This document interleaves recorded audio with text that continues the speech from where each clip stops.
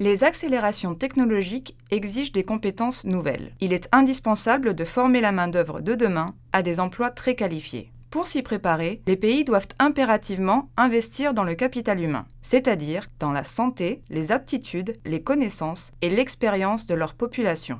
Sans capital humain, un pays n'est pas en mesure de maintenir sa croissance économique ni d'affronter la concurrence dans une économie mondialisée. Confrontés à ces évolutions, les pays doivent relever des défis élémentaires. Par exemple, il existe de fortes disparités dans les acquis scolaires des enfants d'un pays à l'autre, même avec le même nombre d'années d'études. La moitié de la population mondiale n'a pas accès à des services de santé essentiels. Dans les pays les plus démunis, 4 personnes pauvres sur 5 ne sont pas couvertes par un filet de protection sociale.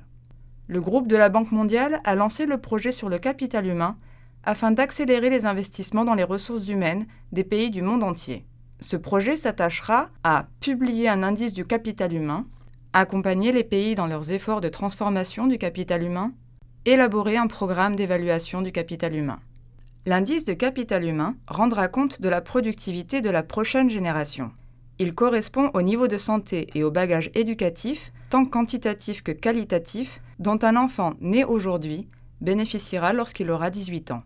Investir dans les populations, c'est aider chacun à se préparer pour soutenir la concurrence et réussir dans l'économie du futur.